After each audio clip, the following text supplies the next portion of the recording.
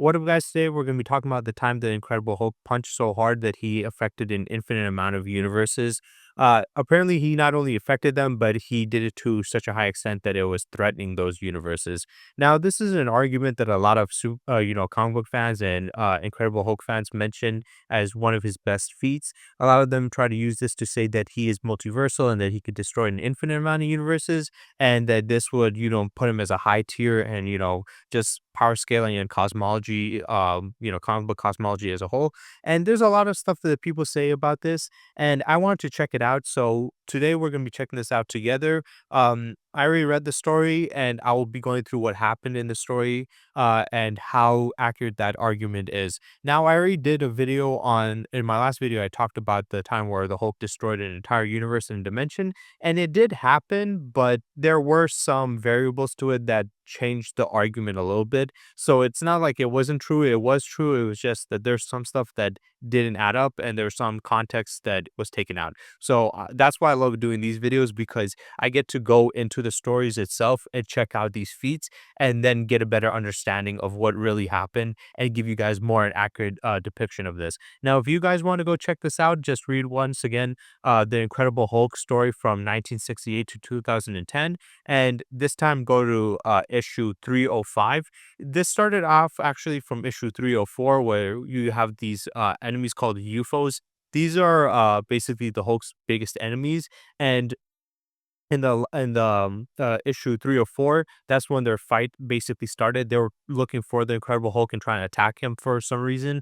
And by the end of 304, issue 304, they were able to find the Hulk and fight him, and that's where we get the fight in 305. So if you want to check out the parts that led up to this, you can read 304. But if you just want to get into directly to the fight between the Hulk and the UFOs and the feat itself, just check out 305, so you can skip that one. Also, this whole journey with Hulk in this story at this point, he was trapped in the Nexus point, which is a pathway to countless other dimensions. It's actually a dimension that connects to every other realm and dimension and universe within the Marvel cosmology. So if you want to go to another universe or reality, you would have to you can go through the Nexus dimension to go through all of them. It's basically a pathway through them all. And you see right here, all these little things right there, those are different portals to other universes and other worlds and other dimensions altogether. So he was trapped here by Doctor Strange, and there was countless other issues going throughout his journey in the Nexus dimension, which he was trying to escape. And there was other stories. I'm not going to get into those stories, but if you guys want to check it out, you guys can go check those out too. I'm going to be reading those after this one, because I feel like it's important. A lot of people usually, when they do videos talking about, power scaling, I feel like the problem is they just use the part where there's the feat, and they don't look at what happened before this or what happened afterwards to see if it adds up and if it makes sense. A lot of people just focus on that one feat itself. So let's get into it. So we have the UFOs finally coming into the Nexus dimension, and they're challenging the Hulk and they're trying to fight him. And he's like, "Okay, I'm ready to go." So they're coming after him, and the Hulk right here, you can see his face. It looks a little bit bad, and the reason why it looks like this is because at this point, the Incredible Hulk, he was trapped in the dimension for so long, and in this dimension, there isn't any food or water, so he's kind of been depleted of his energy, and he's kind of in a more unhealthy and depleted state. He's malnutritioned at this point. So they pull up to attack him. And there's this puffball thing that helps out the Hulk too. He's also another entity trapped into this dimension. And says, in the image surprised them when they discovered that the prisoner who also housed the monster then hold responsible for all their misery. So they're basically blaming him for all their problems.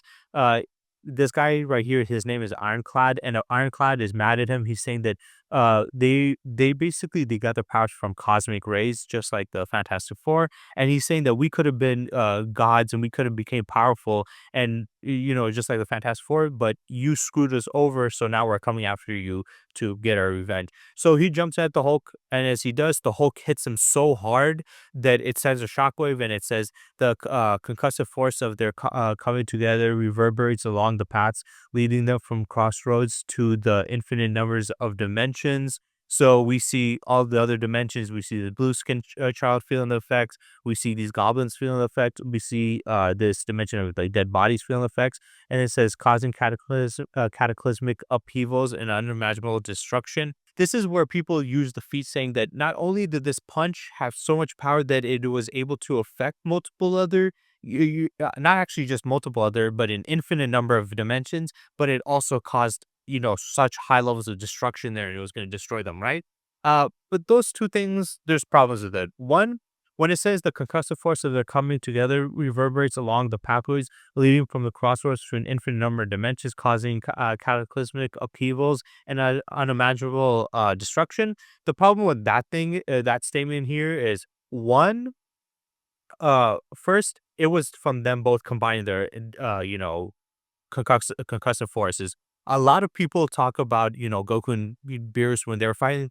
They say that, oh, well, Goku and Beerus, they were destroying the universe, or Goku's destroying the universe, but it was also Beerus doing it, and Beerus had a part to play in it. So they try to diminish Goku's feat by adding Beerus into it because they were both doing it. And that's what a lot of people do for these feats. They're saying, well, it was a combined feat.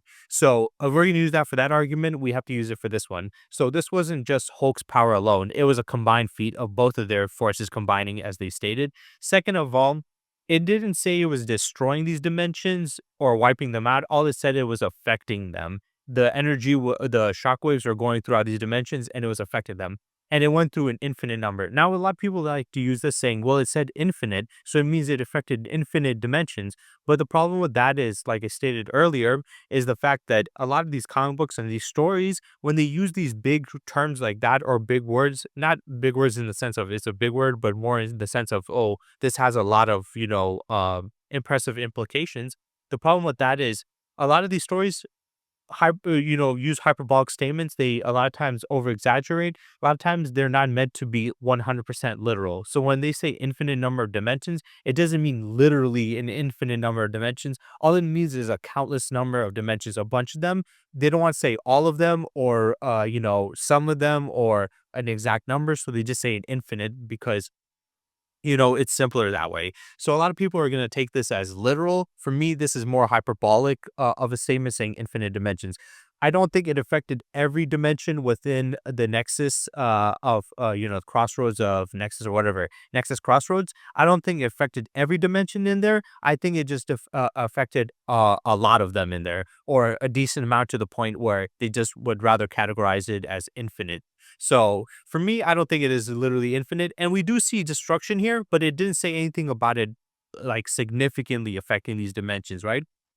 It didn't say that the universes were going to be destroyed, or it was so destructive that everything was going to be destroyed. It did cause some destruction right here. Obviously, there's some earthquakes, there's some shaking. Some of the rocks in the mountain area are destroyed. Some of the places nearby are being shook, is generating clouds and sending out lightning strikes all over the place. So it is doing some stuff, and is doing damage, but it's not doing insane amount of damage. It's not destroying all these universes. So it's not comparable to that, as a lot of people try to make it out, because they're making it out to sound like he hit him so hard that it went through all these infinite dimensions and it was going to destroy them all. But that wasn't the case. It was affecting them. It was just wasn't going to destroy them. Also, this is far less impressive than people make it out to be, due to the fact that the reason why it was able to affect these infinite amount of dimensions was because they were at the Nexus Crossroads, which literally is interconnected to every other universe and dimension. And as we saw it prior,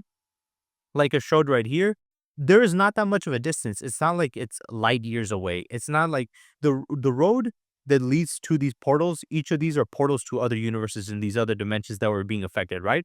The road itself is not that long. It's not like it's light years away. It's not like it's millions of miles away. It's literally walking distance. It's within walking distance. It's probably some of them are a few feet away. Some of them are a few miles away. So it really depends on, like, the shockwave itself, right? So let's say he hits him right here, and it affects all these dimensions, or it goes through all these dimensions.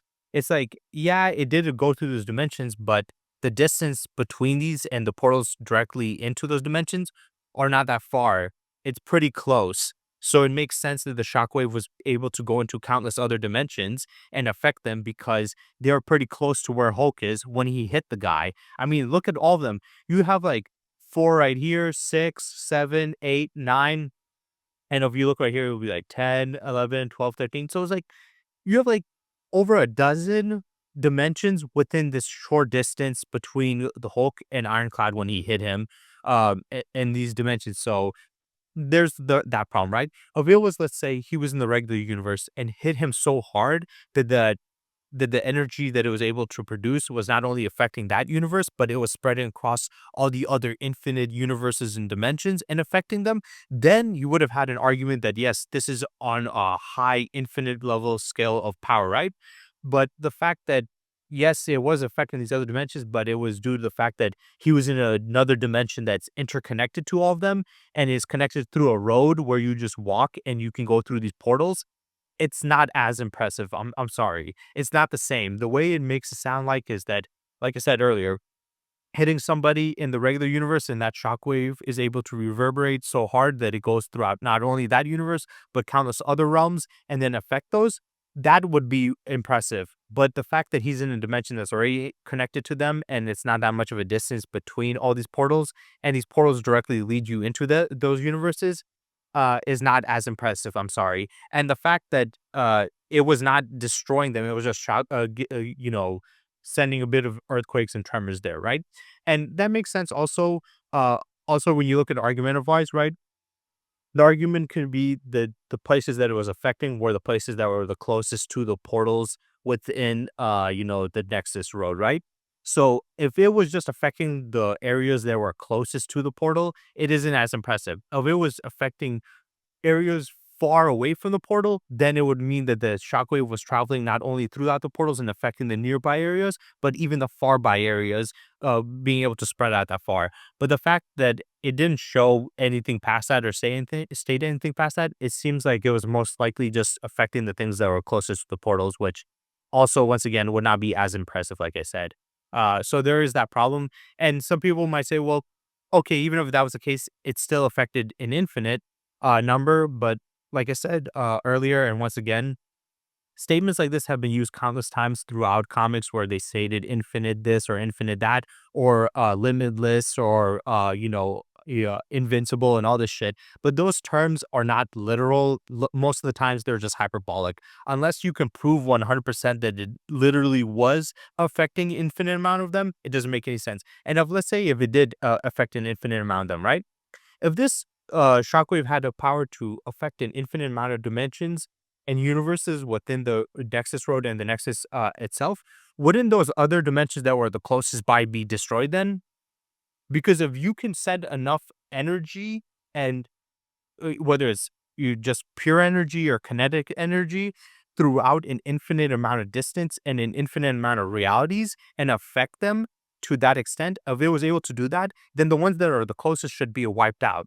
The ones further away obviously should be affected but not be destroyed because, the power what they're stating. But the ones that were right here should have been all obliterated if it could generate that much power. If it could generate so much power that it can reach out to an infinite amount, then the ones that are close by should at least be either seriously destroyed or completely destroyed or seriously destroyed. But when we see prior to that, sorry, this was after that. But when we see prior to that, it doesn't show that much, and then after that, they don't state anything else about it, and they don't show anything else too crazy besides, this guy pulling everything in with there and then throwing it at them. But that's it.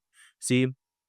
So yes, on one hand, just like the other one, it is somewhat impressive. It is decently impressive, but it is also kind of over exaggerated and kind of, very vague with a lot of stuff. Because people they like to take things literal. They say, well, it says infinite, so they take that literally, and ignore the fact that comic books always do that, where they make big statements, but they're not always literal. Uh, Also, with logic wise, like I said, it would have destroyed those other dimensions close by if it was that case. But then also the fact that they're in a dimension which is interconnected to them, which all these other worlds, which makes more sense why it would be able to affect those. It's less of power; it's more to the dimension that they're connected in. But also the fact that those dimensions are also pretty close by each other. They're not like great distance apart. They're pretty close. They're not light years apart. They're not even like countless miles apart. They're literally just maybe a few feet apart or a few miles apart, but nothing too crazy. So it makes sense. So if you were able to hit each other with the like, let's say they set off a nuke here, right? If they set off a nuke there, that nuke would have been able to affect many dimensions itself because the size of that like area and all these portals away are not that far away. You have countless dimensions within just a few distance away from each other. So if you dropped a nuke here, it would have also affected a bunch of the other dimensions. It might have not have had the same effect as the Hulk's power, obviously, but it would still had some effect. It would have affected quite a bit of those dimensions. It might have even destroyed some of like the land and area around that those dimensions itself. So it is impressive, but there's some problems to it, and there's ways you can counter that argument. So I wouldn't say that this was really affecting an infinite amount of them, and I also wouldn't say that it's as impressive as a lot of people make it sound out to be, where it was just he has universe or multiversal ending destroying power, and it was able to affect infinite amount of stuff and destroy all of them. There's more to it than just that. So yeah, I hope you guys enjoyed, and stay tuned for next time.